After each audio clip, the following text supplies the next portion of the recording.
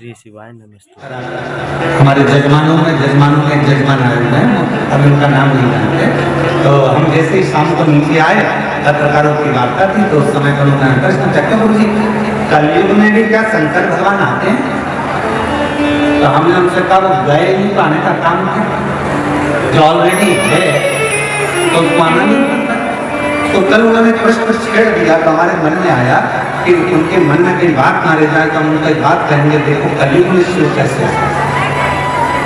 झांसी के पास में मौरानीपुर, चतुर्वेदी तुम्हारी झांसी के पास में मौरानीपुर, हम कभी नहीं गए थे।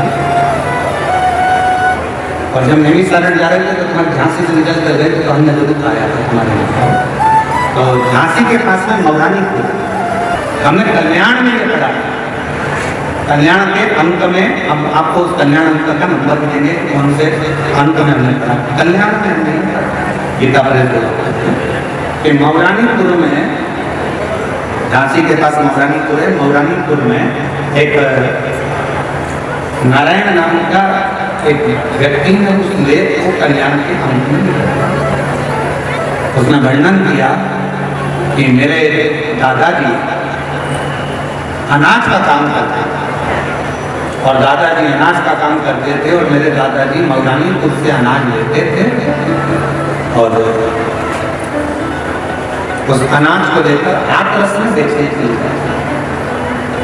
हाथरस में उनका एक दादाजी का मित्र बन गया था जिसका नाम था हीरा। और हीरा लाल के ना तो पत्नी थी ना बेटा था, परिवार के लोग केवल उससे काम कराते थे, तो कमाई का एक स्रोत बन चुका था, अवस्था ढलती जा रही थी, परिवार के लोगों ने उसको पूछना बंद कर दिया था। एक दिन नारायण के दादाजी जब अनाज बेचने के लिए मौरानीपुर से हाथरस गए तो हीरा लाल से मिले, तो हीरा लाल का चेहरा उतरा हुआ था। तो कहा, सेठ जी आपका चेहरा उतरा हुआ है? हाँ, मेरा कोई है नहीं, बहुत मेरे रिश्तेदार भोजन भी देते हैं तो ताना सुनाते हैं, धन के नींद ऐसा है कभी। हीरालाल जी से नारायण के दादाजी ने कहा कि आप मेरे साथ चलो, मौरानीपुर में रहना, मेरे बेटा बहुत अच्छे हैं, मुझे भी भोजन देते हैं तो तुम्हें भी भोजन।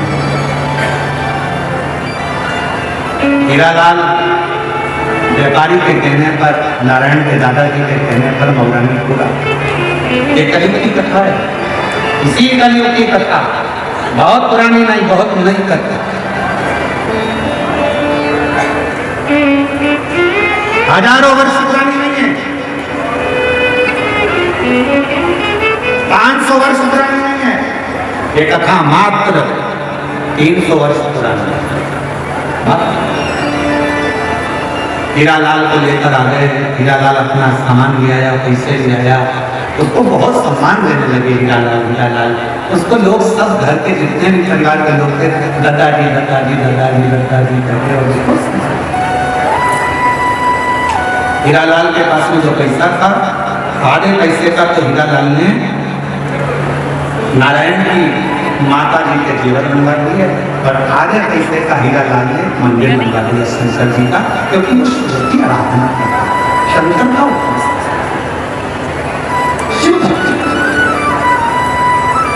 अब एक दिन अवस्था चलते चलते चलते चलते हीरालाल की आंखें चली गई, और हीरालाल को दिखना बंद हो गया। घर के लोगों ने कहा, दादाजी प्रयागराज में मेला लगाया है, माँ आप नहीं चलोगे?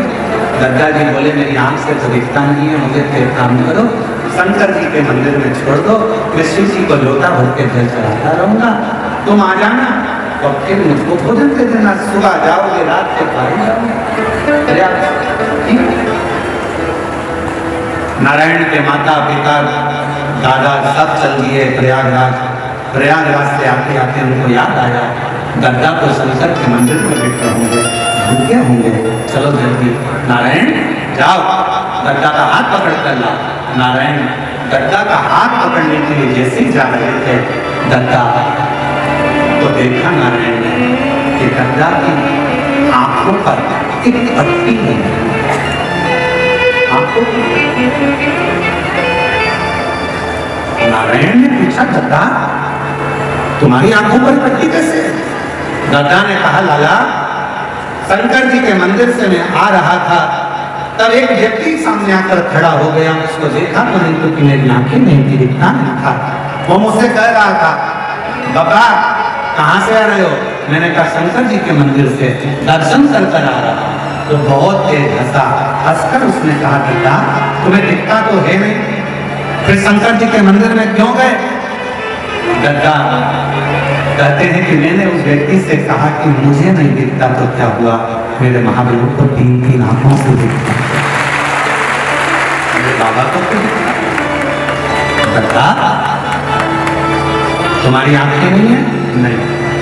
गद्दा तुम्हारी आंखों का इलाज करवाया? हाँ, सारे डॉक्टरों को दिखाया, पर आराम नहीं लगा। सब ने कह दिया तुम्हारी आंखें कभी नहीं आएगी। इतने में उस व्यक्ति ने कहा, गद्दा मैं बहुत बड़ा वेद, तुम कहो तो तुम्हारी आंखों का इलाज कर सकता, पर उसमें इलाज करने में लगभग 5 दिन लगेंगे।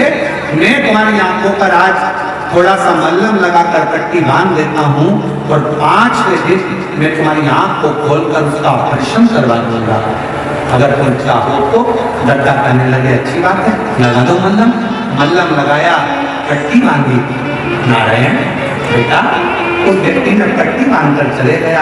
अब वो 5 दिन बाद आएगा, पट्टी खोलेगा, ऑपरेशन करवाएगा, जब तक बनती रहे। नारायण ने हाथ पकड़ा, गद्दा को ले गए अपने घर। 5 दिन निकल गए, पट्टी बांधने वाला नहीं है। 6 दिन निकल गए, पट्टी बांधने वाला नहीं है। 9 दिन निकल गए, पट्टी बांधने वाला नहीं है। 10वें दिन तो गद्दा को गुस्सा आ गया, ना जाने कौन मुझे पगला बना दिया। आंख में बांध गया पट्टी, पहले से तो नहीं थी आंख, ऊपर से बांधी पट्टी। अब इसको कब तक बांधे फिरूं? आज तो पट्टी खोल कर रहूंगा। और गद्दा ने दोनों हाथों से शंकर के मंदिर में बैठ कर जो पट्टी खोली, तो गद्दा की आंखों से शिवलिंग का दिखना पड़ा। गद्दा की आंख से शंकर का स्वरूप दिखता। बेटा मेरा जल्दी आ, अरे मेरे मित्र को ला, मेरी आंखों से दिखना प्रारंभ हो गया। गद्दा आप तो कह रहे थे पट्टी बांधने वाले ने कहा है कि 5 दिन बाद आएगा, पट्टी खोलेगा, डॉक्टर के यहाँ लेकर जाकर ऑपरेशन कराएगा, तब तुम्हारी आंखों से दिखेगा। मुझे नहीं मालूम वो पट्टी बांधने वाला कौन था, मुझे नहीं मालूम मल्लम लगाने वाला कौन था, मुझे नहीं मालूम मेरी बुझी हुई रोशनी को दिखाने वाला कौन था।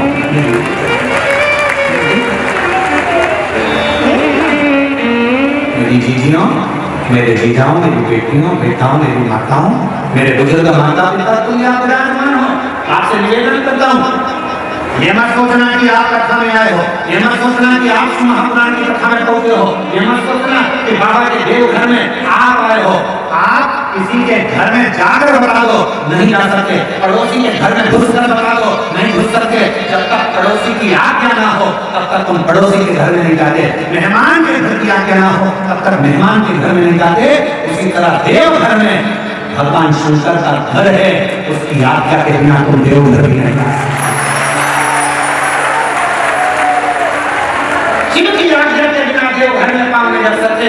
अगर देवघर की भूमि पर आए हो, शिव महापुराण की कथा सुन रहे हो, शंकर जी की कथा का रसद को ग्रहण कर रहे हो, तो ये तुम्हारी समर्थता नहीं, मेरे देवघर वाले ने अपना डमरू बजाया होगा और तुम्हें इशारा कर कर झाला देकर बुलाया होगा, तब तुम यहाँ शिव महापुराण की कथा सुनने के लिए। और किसी के घर में जाते हो तो खाली हाथ वापिस नहीं भेजता। शादी में जाओगे तो लिफाफा जैसे तुम देते हो तो वो विदाई में तुमको रिटर्न गिफ्ट देता। साड़ी देगा, कपड़ा देगा, मिठाई का डब्बा देगा, तो देता है नहीं देता। मौसी के घर शादी में गए, अरे तुमने दुल्हन को दिया, दूल्हे को दिया, पर मौसी के यहाँ से जाओगे तो कुछ तो देखा ना। अरे बोलो तो सुन देगा ना मौसी। मामा के जाओगे तो मामा ही देंगे, दादा दादी ससुराल जाओगे तो ससुराल वाले देंगे, मायके जाओगे तो मायके वाले देंगे। कुछ ना कुछ विदाई में दिया जाता है। तो तुम देवघर की भूमि पर आए हो, तैयारी कर रखना, मेरा बाबा भी बिना विदाई के तुम्हें भेज देना।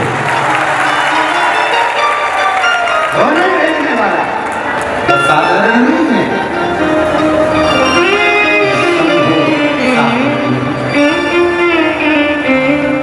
वीडियो से कुछ ज्ञान मिलता है वीडियो को शेयर जरूर करें और लाइक करें। श्री शिवाय नमस्तुभ्यम।